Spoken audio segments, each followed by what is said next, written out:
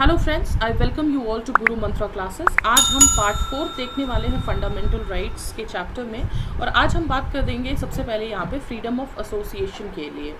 तो आप लोग बहुत ज़्यादा परेशान मत होना कि इतने सारे पार्ट्स बन रहे हैं फंडामेंटल राइट्स का। ये काफ़ी इंपॉर्टेंट चैप्टर है एग्जाम पर्पज से भी, और being the citizen of India भी आपको आपके राइट्स पता होने चाहिए। तो इसलिए मैंने इस चैप्टर को पार्ट बाय पार्ट में बनाया है। और हाफ एन आवर से ज़्यादा फिर लेक्चर अगर ऊपर हो जाता है तो फिर आप खुद ही बोर होने लग जाते हो और बोलने लग जाते हो कि मैम इतना लंबा लंबा लेक्चर हो जाता है। तो इसलिए मैंने इसको हाफ एन आवर में इसको सेग्रीगेट किया है। और चूंकि मैं बुक से एक एक लाइन बाय लाइन इस चीज़ को कवर कर रही हूँ तो थोड़ा टाइम लगेगा, प्लीज़ एडजस्ट। ठीक है, शुरू करते हैं लेक्चर। तो हर सिटीजन को ये राइट दिया गया है कि वो एसोसिएशंस, यूनियन या कोऑपरेटिव सोसाइटी को फॉर्म कर सकते हैं। ठीक है, आई होप मुझे ये सारी चीज़ें बताने की ज़रूरत नहीं है कि एसोसिएशन, यूनियन और कोऑपरेटिव सोसाइटी क्या होता है। आप यूपीएससी की तैयारी कर रहे हो तो ऑब्वियसली आपको ये सारी टर्मिनोलॉजीज पता होंगी।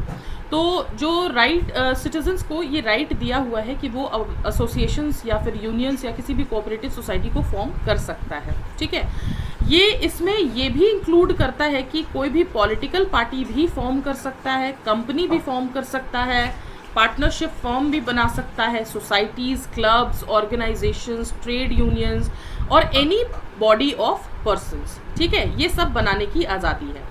बट इसमें क्या इंक्लूड नहीं है? Right to start an association और union but also to continue with an association और यूनियन एज सच। मतलब समझे कि आप एक बना रहे हो फिर दूसरा बना रहे हो।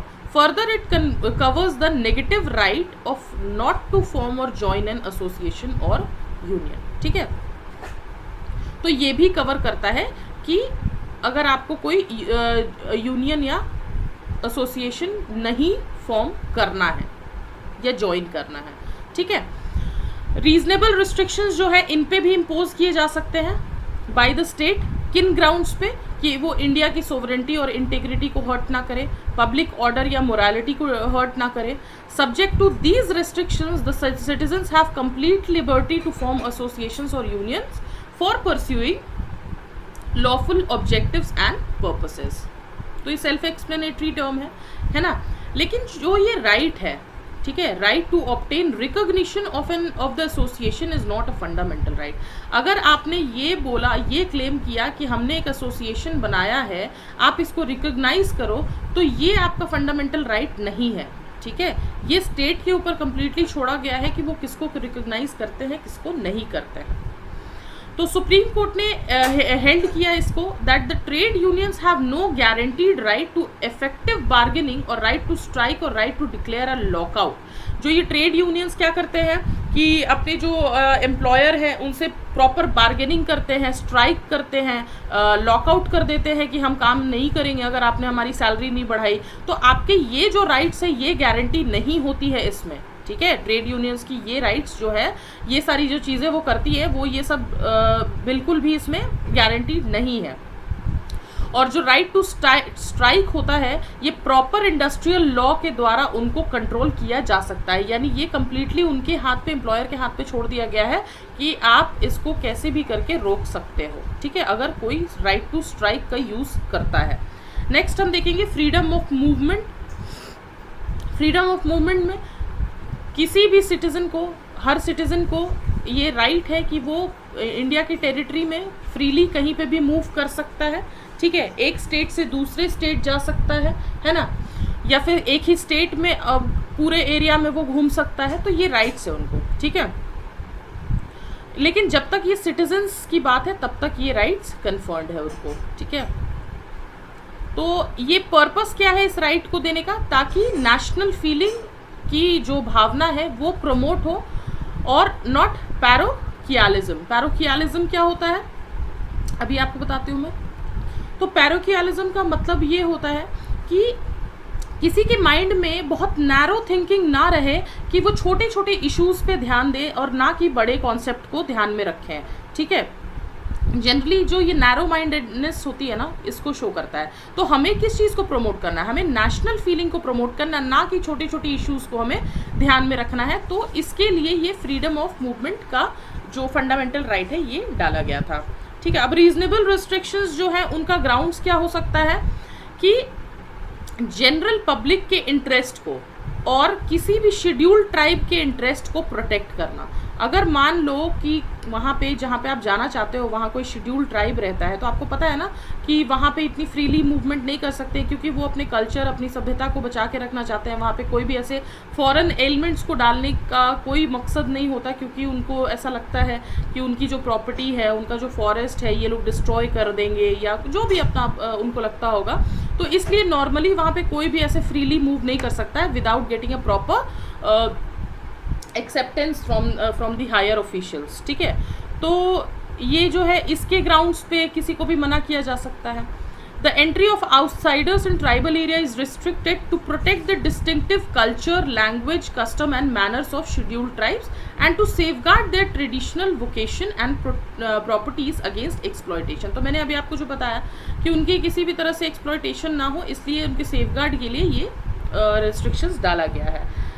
जो सुप्रीम कोर्ट ने हेल्ड किया कि जो फ्रीडम ऑफ मूवमेंट है of prostitutes can be restricted, तो जो प्रोस्टिट्यूट्स होती हैं उनके फ्रीडम को रिस्ट्रिक्ट किया गया है on the grounds of public health, ताकि किसी तरह की बीमारी ना फैली जा सके और पब्लिक को किसी तरह से प्रॉब्लम ना हो। ठीक है, बॉम्बे हाई कोर्ट ने इसको वैलिडेट किया, the restrictions of the movement of person affected by AIDS. तो जिनको एड्स है, जो एड्स से अफेक्टेड है, उन पर्सनस के रिस्ट्रिक्शन के मूवमेंट को रिस्ट्रिक्ट किया जा सकता है। ये ऐसे बॉम्बे हाई कोर्ट ने वैलिडेट किया इसको। नेक्स्ट क्या है, फ्रीडम ऑफ मूवमेंट में दो डायमेंशंस होते हैं। एक तो इंटरनल होता है, यानी कि आप कंट्री में कहीं पे भी फ्रीली मूव कर सकते हो, और दूसरा एक्सटर्नल होता है, यानी कि आप मूव आउट कर सकते हो कंट्री से और वापस भी कंट्री में आ सकते हो। मतलब आप गए और आप वापस भी आ सकते हो, ये भी आपका राइट है। ऐसा नहीं कि आप गए और अब आपको आने की आज़ादी नहीं है, है ना, तो ये चीज़ नहीं है। आप जा सकते हो और आप वापस भी आ सकते हो, ये भी आपका राइट है। आर्टिकल 19 में प्रोटेक्ट करता है only first dimension. Second dimension is dealt by article 21, right to life and personal liberty. ठीक है, तो जो आर्टिकल 19 है वो सिर्फ फर्स्ट डायमेंशन को प्रोटेक्ट करता है, और जो सेकेंड डायमेंशन है वो आर्टिकल 21 प्रोटेक्ट करता है, जिसमें right to life and personal liberty आती है। ठीक है, ये आपको समझ में आ गया। फिर नेक्स्ट देखते हैं फ्रीडम ऑफ रेसिडेंस, यानी कि कोई भी सिटीजन्स को ये राइट है कि वो किसी भी पार्ट में जाके रह सकता है, सेटल हो सकता है इंडिया की टेरिटरी में। ठीक है, इस राइट में भी दो पार्ट है। The right to reside in any part of the country which means to stay at any place temporarily, कहीं पे आप अगर टेम्पररली रह रहे हो, या फिर right to settle in any part of the country which means set up home और domicile at any place permanently. तो एक तो आपको हो गया कि टेम्पररली कहीं पे जाके आप रिसाइड और सेटल कर रहे हो, जैसे मान लो जॉब के पर्पस से लोग जा करके रहने लग जाते हैं, और दूसरा हो गया कि आप परमानेंट वहाँ पे अपना होम बना रहे हो, वहाँ की डोमिसाइल ले रहे हो। ठीक है, तो ये दो पार्ट हो गए इसके। Right, this right is intended to remove internal barriers within the country. तो एक कंट्री में, हमारी कंट्री में इंटरनल बैरियर्स को ख़त्म करने के लिए, कि आप एक स्टेट से दूसरे स्टेट नहीं जा सकते हो, आप एक स्टेट के बाउंड्री से दूसरे बाउंड्री पे नहीं जा सकते हो, तो ये सारे बैरियर्स को ख़त्म करने के लिए ये जो है राइट आपको दिया गया है। ठीक है, ये नेशनलिज्म को प्रमोट करता है और किसी भी तरह की नैरो माइंडेडनेस को अवॉइड करता है इस राइट से। ठीक है, स्टेट अगेन इसमें रीजनेबल रिस्ट्रिक्शंस इम्पोज कर सकता है दो ग्राउंड्स पे, एक तो जनरल पब्लिक के इंटरेस्ट पे, है ना, और दूसरा शेड्यूल्ड ट्राइब के इंटरेस्ट के प्रोटेक्शन के लिए। तो आउटसाइडर्स को जो रिसाइड और सेटल करने की बात होती है ट्राइबल एरियाज़ में, वो रिस्ट्रिक्टेड है, ताकि उनकी कल्चर, लैंग्वेज, कस्टम्स, ये सारी चीज़ें सेफगार्ड हो सके। ठीक है, उनका एक्सप्लॉयटेशन नहीं हो सके। बहुत सारे कंट्री के बहुत सारे पार्ट में जो ट्राइबल्स हैं, the tribals have been permitted to regulate their property rights, वो अपने हिसाब से रेगुलेट कर सकते हैं tribals in accordings to their customary laws and rules. तो वो अपने रूल्स और कस्टम्स के हिसाब से अपनी जगह पे रेगुलेशंस लगा सकते हैं, ऐसा राइट उनको दिया हुआ है ट्राइब्स को। ठीक है, सुप्रीम कोर्ट ने ये बोला कि कुछ एरियाज जो हैं वो बैन कर दिए जाएंगे सर्टेन काइंड ऑफ पर्सन, जैसे कि प्रोस्टिट्यूट हो गया, या फिर हैबिचुअल ऑफेंडर्स जो हैबिचुअली ऑफेंड करते हैं, किसी न किसी तरह का लॉ ब्रेक करते हैं, इनके लिए जो है कुछ सर्टेन एरियाज जो हैं वो बैन किए जाएंगे, जा सकते हैं या जाएंगे। ठीक है, तो इससे ये क्लियर होता है कि जो राइट टू रेसिडेंस है, ठीक है, और जो राइट टू मूवमेंट है, ये दोनों ओवरलैपिंग है। किसी ना किसी एक्सटेंट से। राइट टू रेसिडेंस और राइट टू मूवमेंट ये किसी ना किसी तरह से सेम ही दिख रहा है और दोनों एक दूसरे को कॉम्प्लीमेंट करते हैं। ठीक है, अभी आपने पूरा देखा तो इससे आपको ये पता चलता है। नेक्स्ट हम देखेंगे फ्रीडम ऑफ प्रोफेशन। ठीक है, तो हर सिटीजन को ये अलाउड है कि वो कोई भी प्रोफेशन को प्रैक्टिस कर सकता है, कोई भी ऑक्यूपेशन, कोई भी ट्रेड, कोई भी बिजनेस को वो कर सकता है। और ये जो राइट है ये एक इंसान अपने लाइवलीहुड में जो भी कमाने खाने के लिए करता है वो सब कुछ इसमें इंक्लूडेड है। ठीक है, इट इज़ सो वाइड। पर इसमें भी जो स्टेट है वो रीजनेबल रिस्ट्रिक्शंस लगा सकता है जनरल पब्लिक के इंटरेस्ट को सेफगार्ड करने के लिए। ठीक है, तो स्टेट किन किन चीज़ों के लिए एम्पावर्ड है ये देखते हैं हम। तो जो स्टेट है वो प्रिस्क्राइब कर सकती है प्रोफेशनल या टेक्निकल क्वालिफिकेशन जो नेसेसरी होता है किसी भी प्रोफेशन या किसी भी ऑक्यूपेशन को कैरी करने के लिए, ट्रेड या बिजनेस को। ठीक है, carry on by itself any trade, business, industry or service whether to the exclusion completely or partial of citizens or otherwise. Thus no objection can be made when the state carries on a trade, business, industry or service either as a monopoly, complete or partial, to the exclusion of citizens all or some only, or in competition with any citizen. तो states जो है वो monopoly, business, trade, occupation कर सकती है और states को अपनी मोनोपोली को जस्टिफाई नहीं अगर करना है तो उनको ऐसा ज़रूरी नहीं है कि वो नहीं करे। ठीक है, वो करे। ठीक है, स्टेट्स को कोई क्वेश्चन नहीं कर सकता है कि आप इस पर्टिकुलर बिजनेस या ट्रेड को मोनोपोलिस्टिक रूप से क्यों चला रहे हो, आप ही सिर्फ इस पर्टिकुलर धंधे में क्यों हो, क्यों प्राइवेट इंडिविजुअल्स को इसमें पार्टिसिपेट करने का चांस नहीं दे रहे हो, तो ये कोई क्वेश्चन नहीं कर सकता है। इस राइट में क्या इंक्लूडेड नहीं है? The right to carry on a profession और बिजनेस और ट्रेड और ऑक्यूपेशन दैट इज इमोरल। ठीक है, मोरालिटी नहीं हो जिसमें, जैसे कि human trafficking, women trafficking, children trafficking, या फिर डेंजरस हो जैसे कि हार्मफुल ड्रग या एक्सप्लोसिव, इन सब का ट्रेड और ऑक्यूपेशंस पे जो है इनको इस राइट को इंक्लूड नहीं किया गया है। स्टेट जो है कम्प्लीटली इन सब चीज़ों को प्रोहिबिट कर सकती है थ्रू लाइसेंसिंग। अगर आपके पास लाइसेंस है और स्टेट ने परमिशन दिया है तो ही आप इन ट्रेड या बिजनेस को आगे कर सकते हो। नेक्स्ट हम देखेंगे protection in respect of conviction for offences. अगर आपने किसी तरह का क्राइम किया है, कोई ऑफेंस किया है, तो आपको कैसे प्रोटेक्शन मिल सकती है ये देखिए। आर्टिकल 20 में इसके बारे में बात होती है, protection against arbitrary and excessive punishment to an accused person. मान लो किसी ने कोई क्राइम किया है, उसको ज़रूरत से ज़्यादा ही पनिशमेंट किसी चीज़ के लिए मिल गई, जिसके लिए मान लो आपने एक चोरी की, अब चोरी के लिए आपको फांसी की सज़ा तो नहीं हो सकती ना, तो प्रॉपर जो है आपको लॉ के हिसाब से उसके लिए आपको पनिश किया जाएगा। तो आर्बिट्ररी या एक्सेसिव पनिशमेंट नहीं दिया जा सकता किसी भी अक्यूज्ड पर्सन को, चाहे वो सिटीजन हो या फॉरेनर हो या कोई लीगल पर्सन हो जैसे कि कंपनी या कॉरपोरेशन। इसमें 3 प्रोविजंस रखे गए हैं, जिसको सबसे पहले कहते हैं no ex post facto law. काफ़ी इंपॉर्टेंट है, आपको नाम के साथ इसकी टर्मिनोलॉजी पता होनी चाहिए। No ex post facto law का मतलब क्या है? कोई भी पर्सन अगर किसी भी कॉन्विक्ट में ऑफेंस पाया गया है वो, ठीक है, accept for violation of a law in force at that time of the commission और एक्ट, उस समय कोई भी अगर कोई लॉ बनी हुई है और उसमें अगर उसने ऑफेंस किया है, subjected to a penalty greater than the prescribed by the law, यानी कि उसको ऐसी पेनाल्टी मिल गई है जो कि लॉ में मतलब मेंशनड ही नहीं है, उससे ज़्यादा पेनाल्टी उसको नहीं दिया जा सकता। ठीक है, इन force at that time of the commission of the act. तो नो एक्स पोस्ट फैक्टो का लॉ क्या कहता है कि किसी भी पर्सन को कोई भी offence, no person shall be convicted of any offence except for violation of a law in force at that time. तो उसी वायलेशन के लिए उसको सज़ा होगी जिसका इसने वायलेशन किया है, किसी और वायलेशन के लिए के बेसिस पे उसको नहीं सज़ा हो सकती है। और दूसरा, जो भी पेनाल्टी उस वक्त उस फोर्स में है, उस टाइम पे जो भी लॉ है पेनाल्टी का, वही पेनाल्टी उसको दिया जाएगा, उससे ज़्यादा उसको पेनाल्टी नहीं दिया जा सकता। No double jeopardy. No double jeopardy का मतलब क्या है कि एक ही क्राइम के लिए उसको 2 बार 3 बार सज़ा नहीं दिया जा सकता। एक क्राइम के लिए उसको एक ही बार प्रोसिक्यूट किया जा सकता है और पनिश किया जा सकता है। ठीक है, पता चला उसने मर्डर किया है, उसको सज़ा हो गई, वो सज़ा काट करके निकल गया है, अगेन उसके ऊपर फिर से कार्रवाई हुई और उसको फिर से 20 साल के लिए जेल में डाल दिया गया। तो ऐसा नहीं कर सकते, एक बार मर्डर किया है तो एक ही बार सज़ा होगी उसकी। ये होता है नो डबल जियोपार्डी का मतलब। थर्ड क्या है? No self incrimination. No self incrimination का मतलब क्या होता है कि किसी भी पर्सन को जिसने ऑफेंस किया है उसको अपने ही खिलाफ विटनेस बनाने के लिए मजबूर नहीं किया जा सकता है, ठीक है। जिसने भी कोई क्राइम किया है उसको कंपेल नहीं किया जा सकता कि आप अपने ही अगेंस्ट विटनेस बनो, ठीक है। उसके बाद एक्स पोस्ट फैक्टो लॉ जो है वो पेनल्टी इम्पोज करता है रेट्रोस्पेक्टिवली। रेट्रोस्पेक्टिवली का मतलब क्या है कि जब जिस वक्त उसने वो एक्ट किया है, ठीक है, उस वक्त ही उसको उस लॉ के अकॉर्डिंग पास्ट में उसने जो भी काम किया है उसके बेसिस पे उसके ऊपर पेनल्टीज इम्पोज हो सकती है, ठीक है। तो ये जो है ये इसमें मेंशन किया है, आप एक बार इसको फटाफट रीड कर सकते हैं।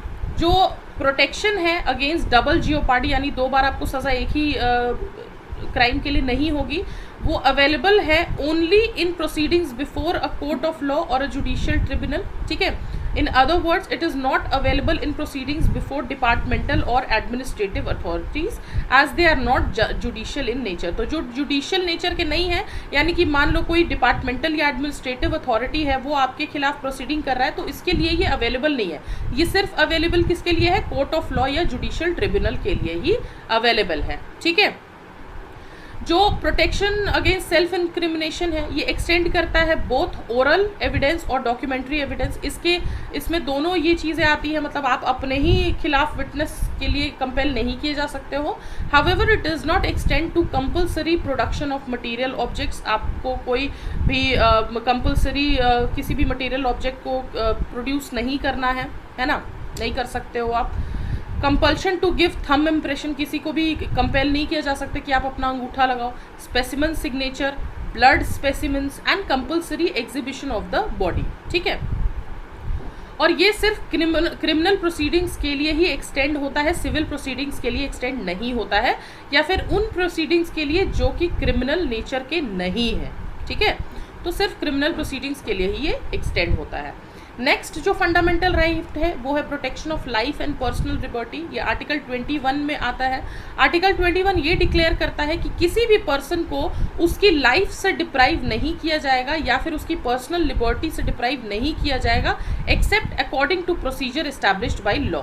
तो जो लॉ प्रोसीजर एस्टैब्लिश करेगा उसी के अकॉर्डिंग ये सारी चीज़ें हैं। ये सिटीजन्स और नॉन सिटीजन्स दोनों के लिए ही अवेलेबल। आप देखो ना, अगर सिटीजन्स हैं तो ही सिर्फ उनको जिंदा रहने का अधिकार है, ऐसा तो नहीं हो सकता ना। सबको जिंदा रहने का अधिकार है, तो ये लाइफ एंड पर्सनल लिबर्टी को दर्शाता है, ठीक है। तो जो फेमस गोपालन केस आपने नाम सुना होगा 1950 का, उसने सुप्रीम कोर्ट ने एक नैरो इंटरप्रिटेशन दिया था आर्टिकल 21 का, ठीक है।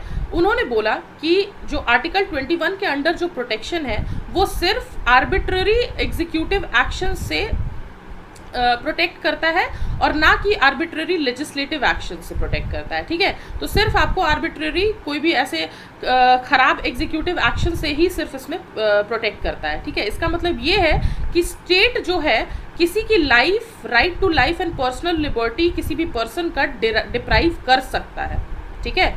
This is because of the expression procedure established by law. ये जो प्रोसीजर एस्टैब्लिश्ड बाय लॉ जो टर्मिनोलॉजी है ना, उसकी वजह से ये बात आई कि जो स्टेट है वो डिप्राइव कर सकता है किसी को उसकी लाइफ और पर्सनल लिबर्टी से, ठीक है। In article 21 which is different from the expression due process of law contained in the American constitution. तो अमेरिकन में क्या है? ड्यू प्रोसेस ऑफ लॉ है। Hence, the validity of a law that has prescribed a procedure, जिसमें एक procedure है, cannot be questioned on the ground that the law is unreasonable। तो वो इस बेसिस पे क्वेश्चन नहीं हो सकता है कि लॉ जो है, जो नियम है वो अनरीजनेबल है, अनफेयर है या फिर अनजस्ट है। Secondly, Supreme Court held that the personal liberty means only liberty relating to a person or body of the individual। तो सिर्फ ये उस पर्सन को रिलेट करता है। पर मेनका गांधी केस में 1978 में क्या होता है, सुप्रीम कोर्ट ने अपने प्रीवियस जजमेंट को ओवर रूल किया और जो गोपालन केस में मैंने अभी आपको बताया उसको ओवर रूल किया और एक वाइडर इंटरप्रिटेशन दिया आर्टिकल 21 के लिए। उसने क्या बोला कि जो right to life and personal liberty है किसी भी पर्सन का, वो can be deprived by a law provided the procedures prescribed by the law is reasonable. तो वो लॉ द्वारा डिप्राइव किया जा सकता है, बट जो लॉ है वो रीजनेबल होना चाहिए, फेयर होना चाहिए और जस्ट होना चाहिए। तो अदर वर्ड्स में इसको देखते हैं कि it has introduce the American expression due process of law, यानी लॉ जैसा जैसा कहेगा उसी हिसाब से हम उसको आगे लेके चलेंगे. In effect, the protection under Article 21 should be available not only against arbitrary executive action but also against arbitrary legislative action. अब यहाँ पे देखो इन्होंने चेंज कर दिया, वहाँ पे क्या था, सिर्फ अगेंस्ट आर्बिट्ररी एग्जीक्यूटिव एक्शन था, यहाँ पे इन्होंने आर्बिट्ररी लेजिस्लेटिव एक्शन को भी इंट्रोड्यूस कर दिया. तो कोर्ट ने ये बोला कि जो राइट टू लाइफ है आर्टिकल 21 में is not merely confined to animal existence or survival but it includes within the ambit of right to live with human dignity. आपको डिग्निटी के साथ रहने का अधिकार है, and all those aspects of life which go to a man's life meaningful. ठीक है, तो आपको ऐसे ही बिल्कुल कुत्ते बिल्ली की ज़िंदगी नहीं जीनी है, आपकी लाइफ मीनिंगफुल और डिग्निटी फुल होनी चाहिए. Complete and worth living. ठीक है, ये सारी टर्मिनोलॉजीज काफ़ी इंपॉर्टेंट है. उसमें ये भी रूल किया गया कि जो एक्सप्रेशन है पर्सनल लिबर्टी आर्टिकल 21 में, ये वाइडेस्ट है और ये कवर करता है बहुत सारे राइट्स को that go to constitute the personal liberties of a man. इसमें बहुत सारे राइट्स को इंक्लूड किया गया. ठीक है, अभी देखेंगे वो क्या क्या है. तो ये सारी चीज़ें थी. तो कौन कौन से राइट्स थे जो आर्टिकल 21 का पार्ट बने? Right to live with human dignity, आपको ह्यूमन डिग्निटी के साथ जिंदा रहने का अधिकार है. डिसेंट इन्वायरमेंट, ठीक है, आपको एक डिसेंट इन्वायरमेंट भी का भी अधिकार है. Pollution free water, air and protection against hazardous industries, इसके लिए भी आपको प्रोटेक्शन मिली हुई है. राइट टू लाइवलीहुड, जीने खाने का. राइट टू प्राइवेसी काफ़ी इंपॉर्टेंट है आर्टिकल 21 में. राइट टू प्राइवेसी, इस पर काफ़ी न्यूज़ वगैरह भी में भी आता रहता है, तो ये आप अंडरलाइन कर लेना. Right to shelter, right to health, right to free education up to 14 years of age, right to free legal aid. अच्छा, आप मुझे ये बताओ, ये जो 7th पार्ट है 14 ईयर्स ऑफ एज, ये कब ऐड किया गया था? कौन सा अमेंडमेंट किया गया था कॉन्स्टिट्यूशन में जिससे ये free education up to 14 years of age को ऐड किया गया था? तो आपको फ्री लीगल एड भी मिलेगा. ठीक है, right against solitary confinement, right to speedy trial, right against handcuffing, आपको कोई हथकड़ी बंद करके नहीं ले जा सकता है, ये भी राइट है आपका. राइट अगेंस्ट इनह्यूमन ट्रीटमेंट, आपको कोई गलत तरीके से इनह्यूमन तरीके से ट्रीट ना करे. ठीक है, right against delayed execution, right to travel abroad, right against bonded labour और right against custodial harassment, custody में जो मारपीट करते हैं उसके भी अगेंस्ट आपके पास राइट है.